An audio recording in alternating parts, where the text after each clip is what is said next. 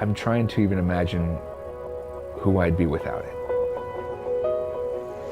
It was the place where I spent a great deal of my childhood, where I grew as an adult, where I have a career, the reason I transferred to a new college. It's been so influential in my life that taking it out leaves just a question mark.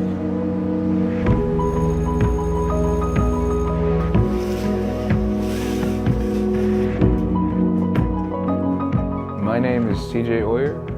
I'm a Roblox game developer, and I'm probably nearing my 100-something game.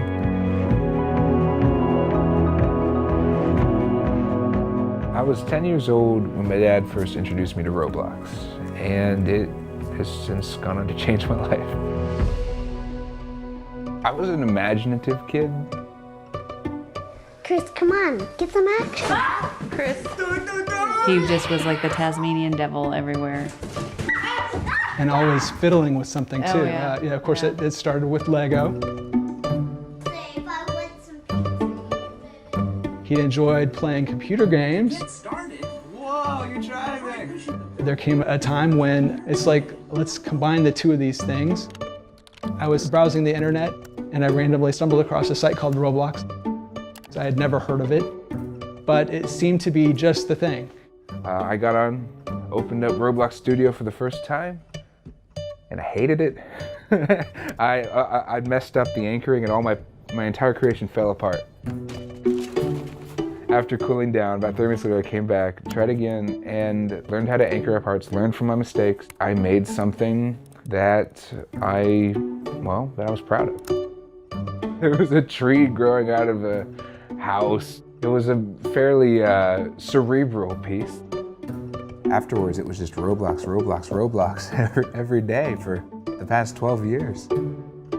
Because it wasn't just a hobby, it was like, it was what I woke up for. Like, we'd be in church and I'd look over and on the church bulletin, like Chris is sketching a design for Roblox.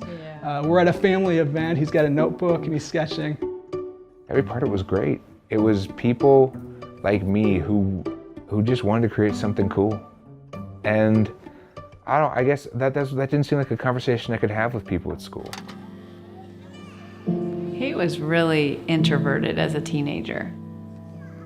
I mean, he went through the, the firing squad that is middle school. Middle school was, it was a bit messier. The word is broadleaf. We learned later that I was somewhere on the spectrum of autism. And those social interactions that, I remember it really got me. I couldn't figure out how people would say they're your friend, but then would be mean to you. Sorry, that is incorrect. I wouldn't figure that out for a while. But I did figure out Roblox pretty early on.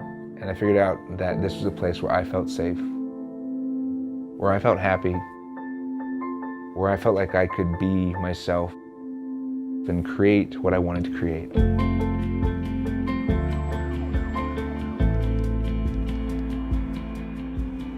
The best time that I ever had in front of a PC coding was with my son. I'm a pretty bad scripter. My dad's helped me a ton. We worked together on a game. It was called Superhero Clash. It was probably a month, 6 weeks, just from sitting down and like spitballing what the game was going to be about. At the time, I was just kind of swept up in it. I didn't even think about how unusual it was that I would be able to do this with a 13-year-old who happened to be my son. Yeah, my dad got to know me for me and then chose to be with me, chose to support what I created.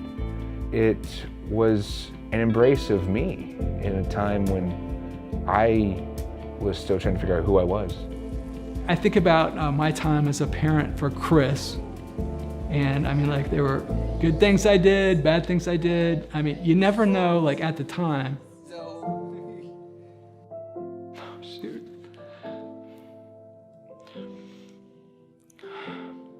This was maybe the best thing that I did as a father.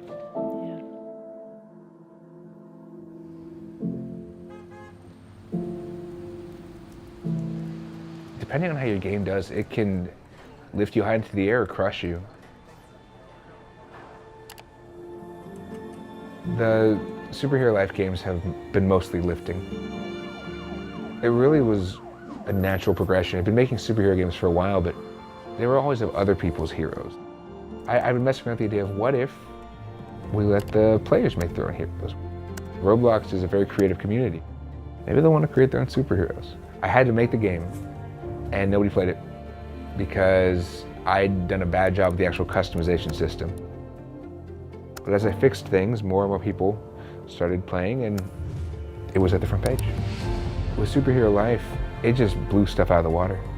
And then Superhero Life 2 has been played like 70 or 80 million times at this point. I stopped keeping track at some point. After it got to the tens of millions, I realized, okay, this is just a number now. I can't comprehend this. I do this because I enjoy it. The fact that I get paid just means I don't have to get a job. It also means that if I have any money left over, I can actually do more with it. I started giving 10% of everything I earned. I think I've been able to give out around 40 loans to help people go to college. I want to make stuff better. I want people to play my games and be happy. I want it to be an escape for people who need an escape. I want it to be a place where they can grow, as Roblox was for me. And yeah, I want to do that for the rest of my life.